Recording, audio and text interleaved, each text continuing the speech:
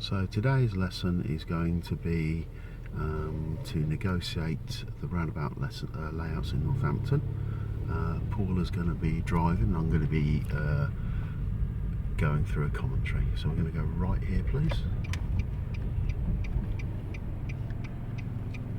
And at the end of the road, turn left. So we're coming out of the test centre, Heathfield Way now. Paula's looking right and left.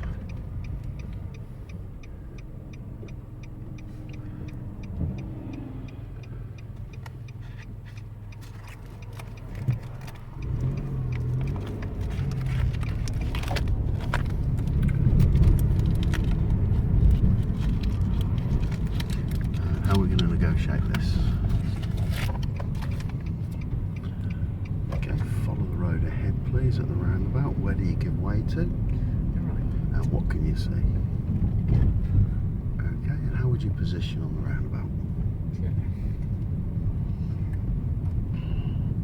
Nice mirrors and signal. And the speed limit coming into Gladstone Road is? 20. Okay, now why do you think the road snakes in this situation? To keep it going slow. Okay, so tell me how you're going to deal with the situation ahead of us. Stick to 20 and look out for pedestrians. So in the distance there's a car just coming towards us on the opposite side of the road. What do we do to make sure that we can negotiate the situation correctly? Stick to our side and watch what he's doing. Slow. You see the road snaking here. If you slow down, what we're trying to do there is to influence when we both arrive at the corner. So by using your accelerator sense, that's slowing down or speeding up to arrive at the kinks in the road. So can you see the 3 or 4 cars coming towards us? If you come off your gas now, cover your brake, what does that give you time to do? Assess. Okay, so it might be that if it's a bigger vehicle, we might hold back just before the corner. If it's a smaller vehicle, we might be able to flow.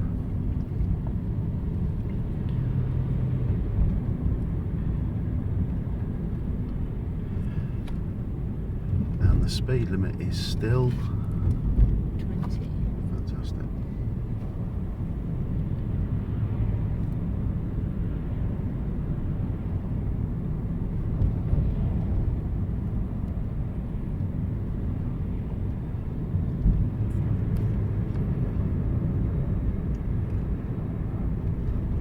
Okay, so tell me about what the clues are ahead of us. So it's now going to 30 miles an hour. Stay in the left-hand lane to turn left. Now think about your signal with this junction to the left. When will we signal? So what technique do we call that? Any idea? Swapping. We call it swapping the S's. Instead of signal, it's reduce your speed. So we're going to negotiate a lane change. We talked about the lane changes earlier. Once you've done your mirrors and signalled, tell me what you can see over your shoulder. Gap. Okay, let's take that gap. Now we're going to move into the right-hand lane. Do we have a traffic queue in the middle lane? We do. So are we allowed to use the white dotted lines here? We are. And that's because we've got queue of traffic to our left. If there wasn't the queue of traffic, we could slide in just a little bit later, just to be aware of that. And what's the closest we get to the van ahead? What do we call it?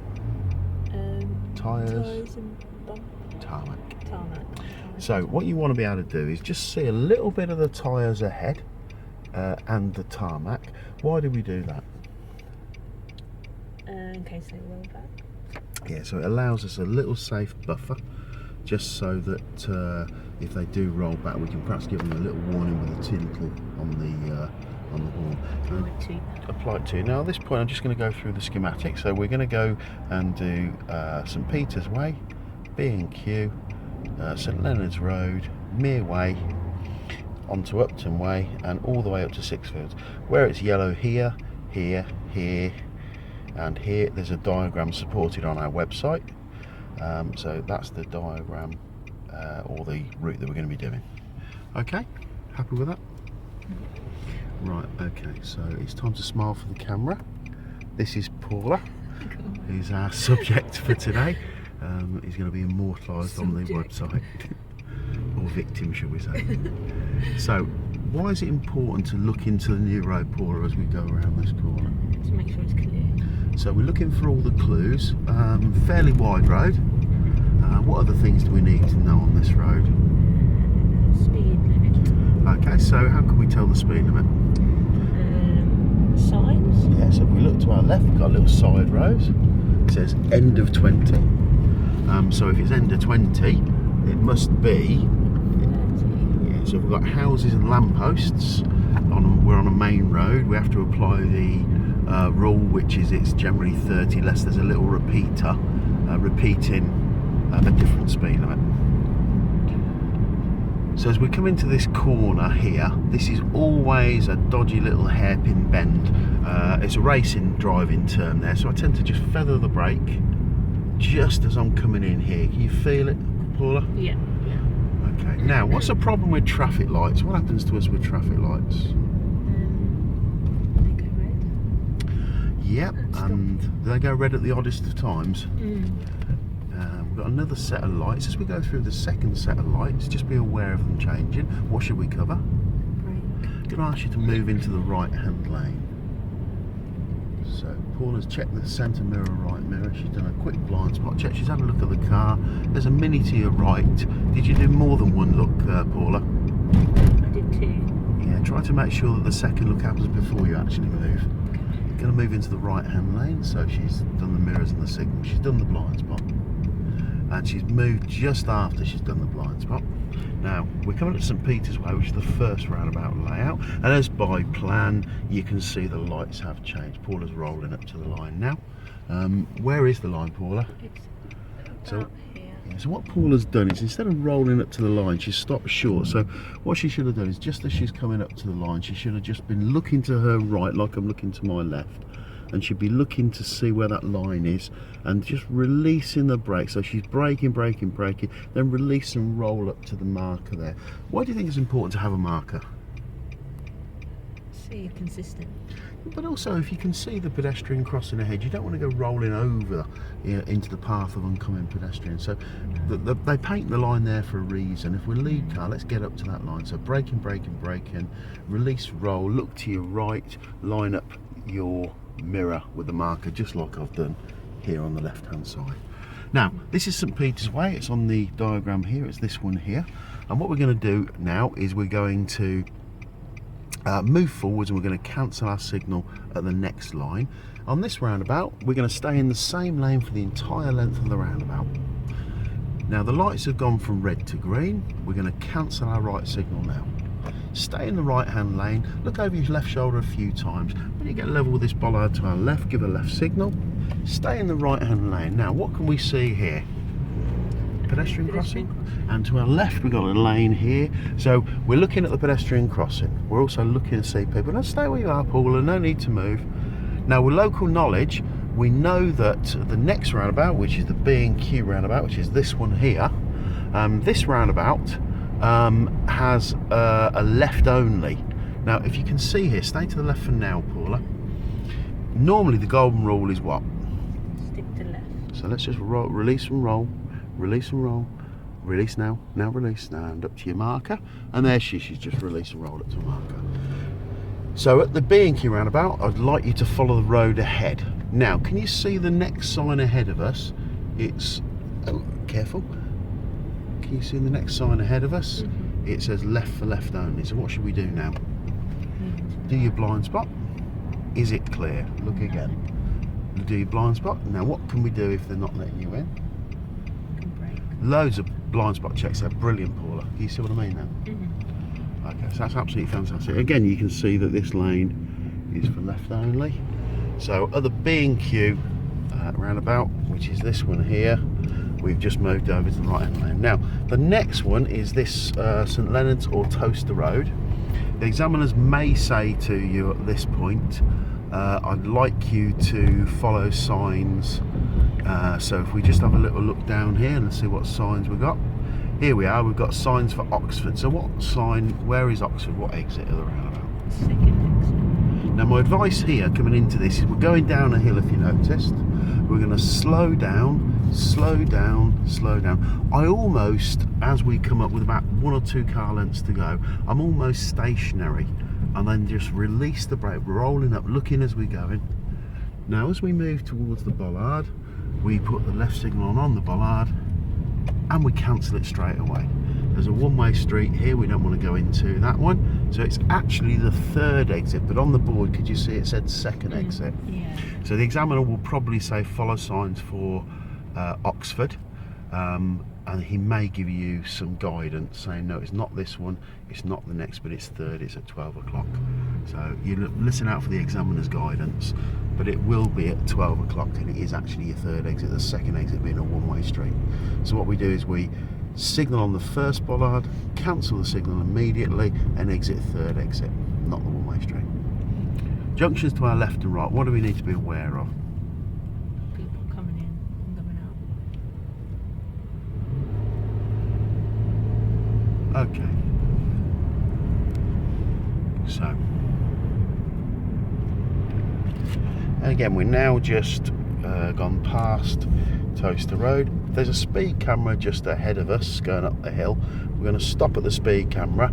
This will be the part of the test where they test your ability to move off in busier conditions. You'll see the yellow of the speed camera just coming into view in a little while. If I just expand it, you can see it there, and we're going to pull over on the left. And we've signalled because there's a vehicle behind us. It becomes necessary. The cars behind and ahead would benefit. So if you just go over gently, counter steer, straighten the wheel, keep it straight, release the brake rub, factoring in the hill, and checking your marker here and your yellow dot there. Beautiful, perfectly executed manoeuvre. Now what Paul has done now is she's just made the car safe, ready to move off. So we're going to follow signs for Oxford. So if we have a look ahead, you'll see that you've got signs for Oxford. If you look even further, the 3rd sign says that the left-hand lane's for left only. So if you can see Oxford, where would we be going?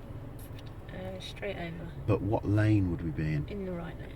So if you can see back from the diagram, you'll see on the diagram here it says that B&Q and the number A3 are always in the right hand lane, so you must look at those roundabout road signs. Okay, so for this part of the test, what we're going to be doing is we're going to be looking behind us, waiting for the last car to pass from behind. So Paul, if when you're ready, I'd like you to POM, prepare, observe, move, and we're going to wait for that last car from behind. Looks like it's this one here. As you just get to level with your tail, all round check. No signal unless you see anybody that would benefit, and let's go for it. Big gas.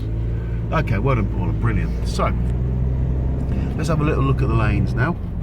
The left hand lane appears to be for left only, as we've talked about, so don't fall into the trap of moving into the left hand lane. The arrows override the golden rule. Normally what lane would we be in if we didn't have arrows?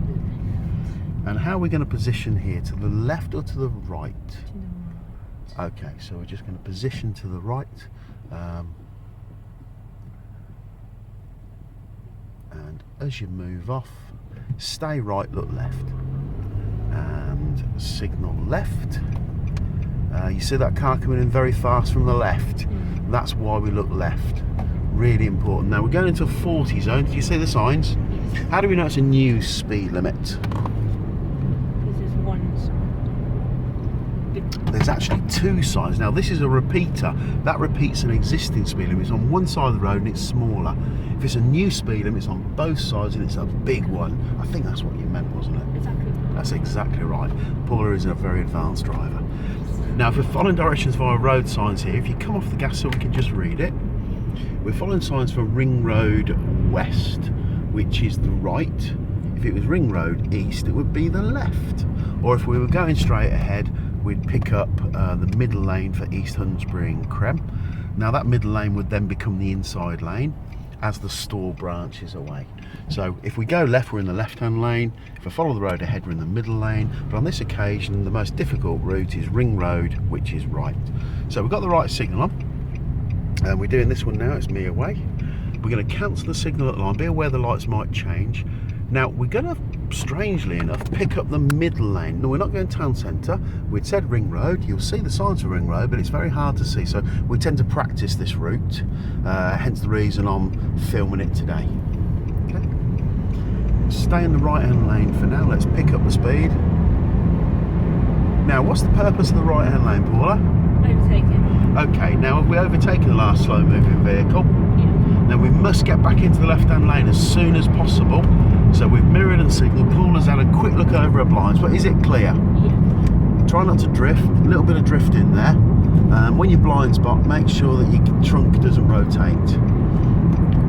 She's counted the signal. So why is it important to get back into that left-hand lane as early as possible, Paula? Because we're not overtaken and this is a normal driving lane. Correct. So the function of the left-hand lane, following the golden rule, is to go left or to follow the road ahead. The right-hand lane is to turn right or to overtake. Now the examiner may tell you to turn right but not overtake. Signs for Sixfield, so where are we now going? Second exit, straight ahead. Okay, and where do we give way to? And the speed limit is? 50. You can see it's on both sides, but it's little, so it's a repeater on that occasion. So as we negotiate this roundabout layout here, we're going to come down to the biggie, which is Upton. There's a diagram with Upton. I'll try and describe it. So as we come into this dual carriageway, what do you notice about the road? So first of all, it's going downhill, isn't it? Yes. Downhill. If you notice, we've got a warning triangle. Now obviously warnings give us a warning of, in this case it's lights. Now signs for Sixfields, where are we going to move to? So I'll allow Paula to down mirror signal. That's one blind spot. She spotted someone. Tell me, what's he letting you do? Go. How many blind spots did that take? 3. Cancel signal. Now here we're going to take the left hand of the two lanes, but no signal yet. What would a signal now tell people? Let me move. And we don't want to do that yet. Be aware of the lights. Yeah. Give a right signal. Now cover your brake. Prepare for those green lights to change. Cover the brake. Get ready for it. Get ready for it. Cancel signal here.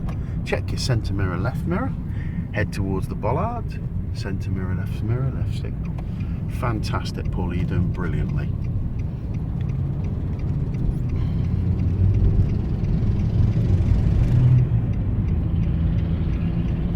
So on this particular test route, we're into 17 minutes so far. We're probably going to be, I don't know, 25, 30 minutes by the time we've finished this. But the average length of a test route is 37 to 57 minutes.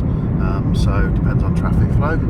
So it's all been quite clear today. We have a lovely thing called coronavirus in the UK at the moment, which is affecting everybody and everything. So it's a bit less busy than it would ordinarily be. So now we're just gone and negotiated Upton. We've got two roundabouts where we're going straight ahead. Then we're going to do the Sixfield shuffle to turn right on this occasion. And then we're going to talk about bus lanes. Okay? So we're going straight ahead, second exit of this roundabout. I gave late instruction there, but we practiced this yesterday, so Paula's aware of what she's doing.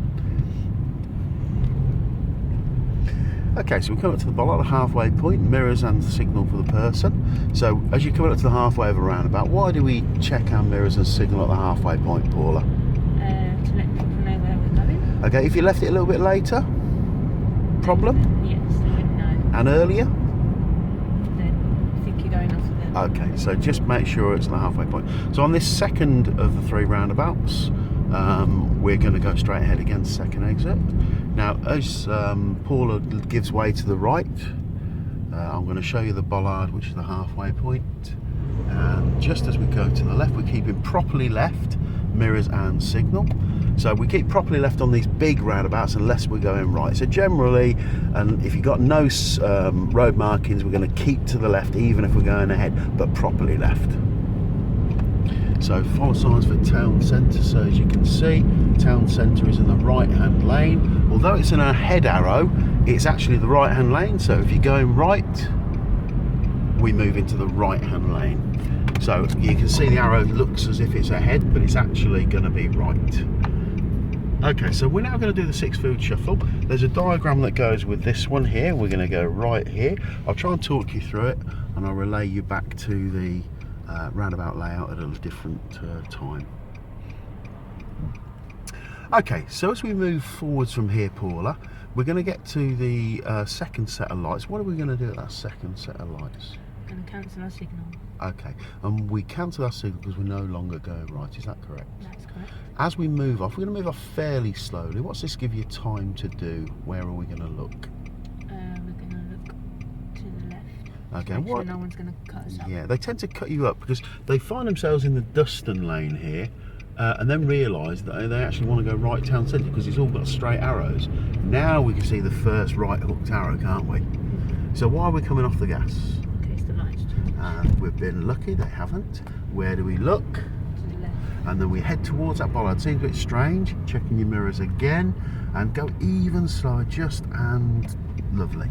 So there's a diagram that goes with this. I'll share that with you on the website as well. Okay. Now we're going to follow signs for town centre again. So we've been following signs for town centre. There's a town centre sign here and there's a town centre sign ahead of us.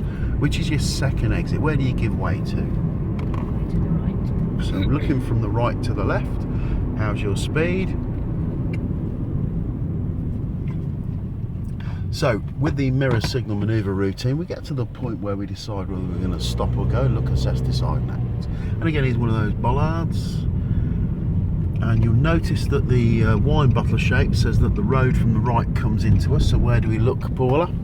Right shoulder. Now, the next roundabout, again, is town centre, but it's a very, it's quite a small roundabout, and people tend to come into this just a little bit too fast. I think you did that the other day, didn't you? And what was the consequence? We had to brake. Shoulder. Okay, so here's your town centre sign, and we're going to take the left-hand lane, please. And why do we take the left-hand lane? What's the rule we're going to put in place?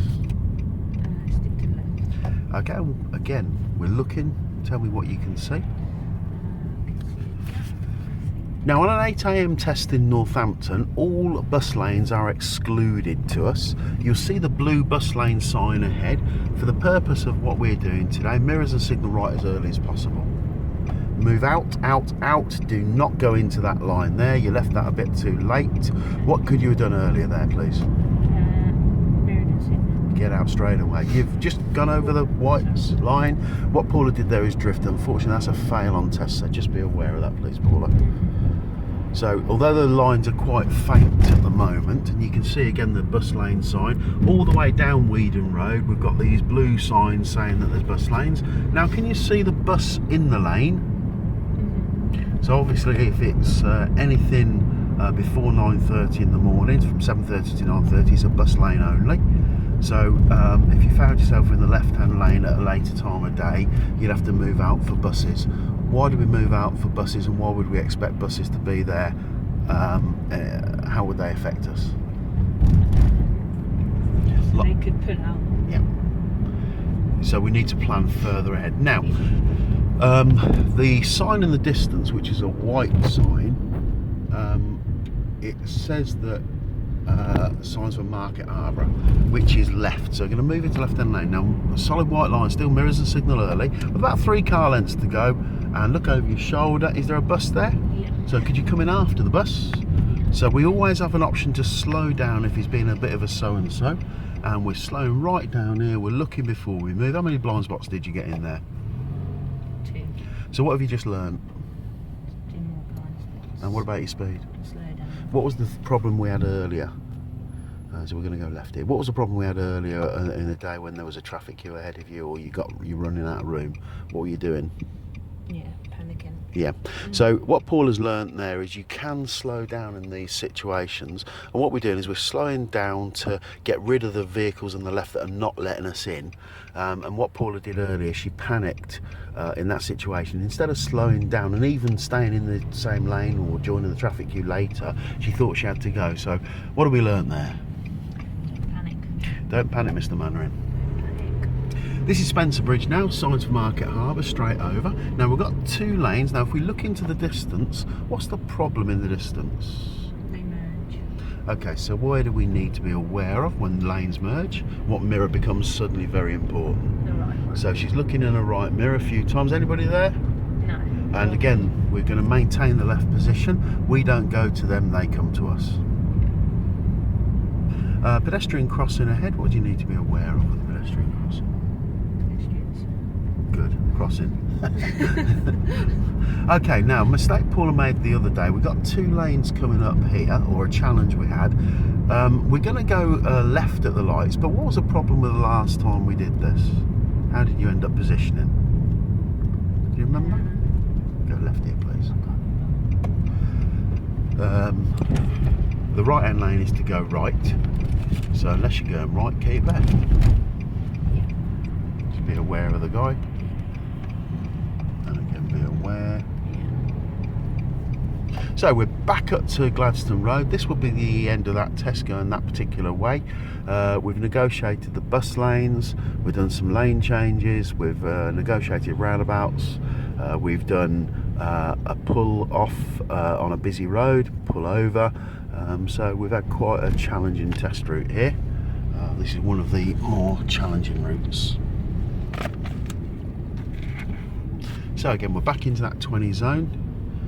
They tend not to pull you over down here, but towards the end of the test, people tend to relax perhaps just a little bit too early, and it can cause us problems.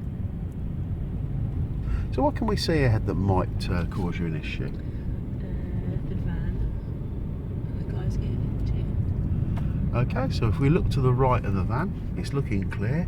He's parked at the side of the road. Just be aware, and what do we need to be aware of? In case he pulls out. Yeah, so he's just flashed his indicators.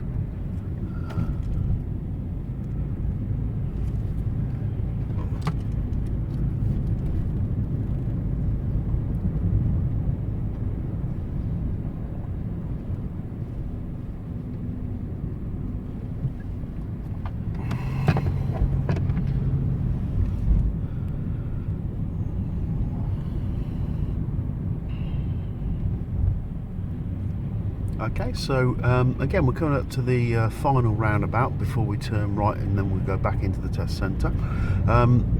We've got a wide roundabout here, so Paula, could you tell me how you're positioned to follow the road ahead? In the left lane. Okay, now what's the problem when you've got no road markings with position? You can't see the lanes. Okay, and where do we give way to yet again? Right. So how's it looking to our right? Looking clear. Okay, so as you can see here, we've got this very wide road. Paula's moving over to the left. She's done the mirrors, we've got the signal, and that's brilliant, well done. Now as she comes over, we look over our right shoulder, because don't forget we're far over to the left. Now, this is the last hurdle coming into the test centre, and here's your test centre over here. We're going to turn right. Now again, you've got the painted diagonal lines, but on this occasion we don't need to enter early. But what I'd suggest you do, Paula, is look to your right 3 or 4 times before you go. Would you walk across this? Let's drive across it, and let's go right here, please, if we're going back to the test centre, mirrors and signal. Looking, what can you see? So we're actually coming back in as if we're going to approach the test centre. What I'm going to ask you to do is go through the test centre gates. We'll then stop the video, and then we'll exit the test centre. So as you come into the test centre here, slow down, slow right down, prepare to stop. Now, is it clear? Yeah. Position left, right or centre? Is it now? Yes, please. So here, try and go through the centre, and then position to the left. Get yourself right over. That's lovely. And just position over here for me. And stop when you can. Okay, just a little bit further over here, just where the red car is, just in the left-hand lane. They might pull you over in a bay, or they might pull you here. Yeah. That's lovely, thank you very much. Right then, thank you. Right then, let's spin the car around, leave